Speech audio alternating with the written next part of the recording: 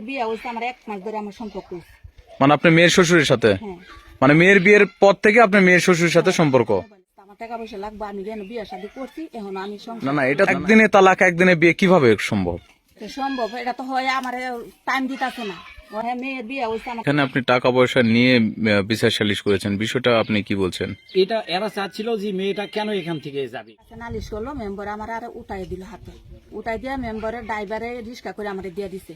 রিক্সার মধ্যে গিয়ে আমার রোডের মধ্যে আপনার গাড়ির মধ্যে আমার কাপড় লতা ফালাই দিল, আমারে কয় ধাক্কা দা ফালাই দিব, আমার মোবাইল দিয়ে বাড়ি মারলো, চর মারলো, আমার ধাক্কা দা ফালাই দিব, খারাপতে লাত্তি মারবো, যা বেবাক যা বন্ধ কইবার মতন না। এগুলা করতে করতে আমি বাস স্ট্যান্ড গেছি। বাস স্ট্যান্ড গিয়ে আমার খারাপ তেলাতি মারতাস, আমি টাকা দিতাম, আমার টাকা কই? আমি তো আমার টাকাগুলা নাই, আমার টাকাগুলো আমার খরচ হয়েছে। তালাক কবে দিয়েছেন সেটা বলেন। তালাক দিছি আমি রবিবারে। বিয়ে করছেন কবে? গত রবিবারে আমি তালাকের কাগজ দিছি, দিয়া রবিবারে আমি বিয়া করছি। কইরা কালকে তালাকের কাগজ উড়াইছি, উড়াই আমি কালকে ছেড়ে দিছি। ছেড়ে দেওয়ার পর আপনার কাছে গেছে। তো রবিবারে তালাক করলে রবিবারে তো বিয়ে তো করা সম্ভব না, তা আপনি কিভাবে বিয়ে করলেন? তালাকের তো 40 দিন পরে বিয়ে করার কথা। আমি একসাথে আমার দূরের রাস্তা, আমার টাকা পয়সা লাগবে, আমি যেন বিয়ে শাদী করছি, এখন আমি সংসার করি না না, সম্ভব, এটা তো হয় আমার টাইম দিতেছে না। হয় আমার যাতা ব্যবহার হয়, আমি কি করতারি সিরালাই আমি করাম সেই করাম। মানে তালাকের 40 দিন পরে আপনি বিয়ে করলেন না কেন? আপনার কি আপনার মেয়ের যে শ্বশুর তার সাথে কি আগে থেকে সম্পর্ক ছিল? হ্যাঁ, মেয়ের বিয়ে হয়েছে আমার 1 মাস ধরে আমার সম্পর্ক হয়েছে। মানে আপনার মেয়ের শ্বশুরের সাথে? হ্যাঁ।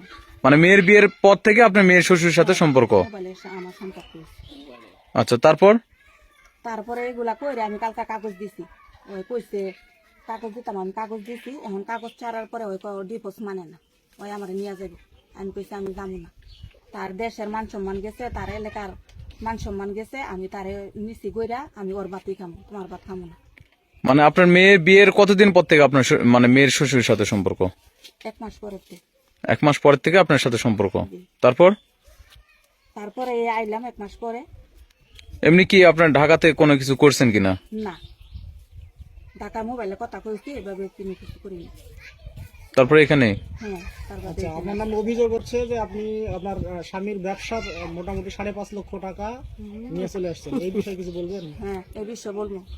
স্বামীর কাছে স্বামীর বাড়ি ঘর কিছুই নাই। 25 বছর ওর বাড়িতে আইসি, আমার বাড়ি ঘরে উঠাই নাই, ওর বাড়ি ঘর নাই, আমি করছি। তা আপনি যে আপনার মেয়ের শ্বশুরকে বিয়ে করলেন, এটা কি ঠিক করছেন?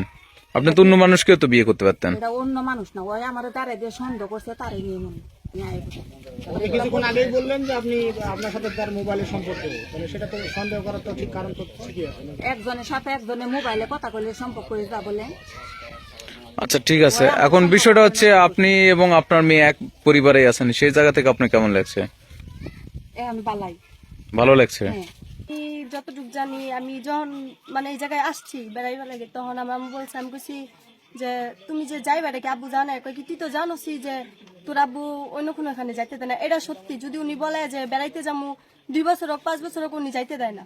আসার পরে তুমি এই জায়গায় কতদিন বেড়াইবা? আব্বু মানে করতেছে, কইতেছে আমি ঈদের পরেই চলে যাবো না। উনি আর পরে সন্দেহ করছে, মানে যেদিন আমরা আসছি শনিবারে আব্বু সকালবেলা আসছে, পরে আব্বু আইলো, তারপর আমরা তুইলা দিলাম। উনি ঈদ গিয়া মাইক দূর করছে।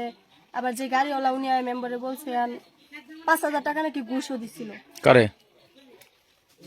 মানে আবু 5,000 টাকা ঘুষ দিছিল নাকি আমার আম্মু নিয়ে যাওয়ার লাগে।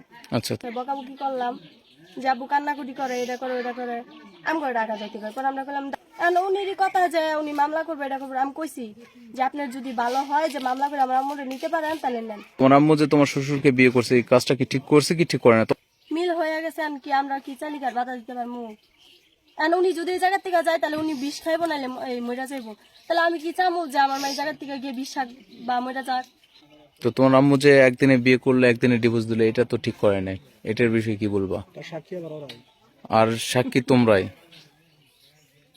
ডিভোর্স দিছেন, আপনি একবার বিবেকে কি করা যায়, এটা কি করা যায়, আপনারা করেন। এটা তো আমার সম্মতি আছেই।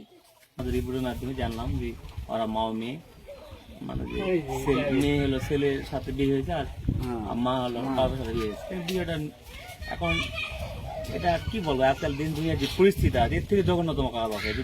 বিয়ে নাকি বিয়ে করিয়েছে, এইটুকুই আমি জানি।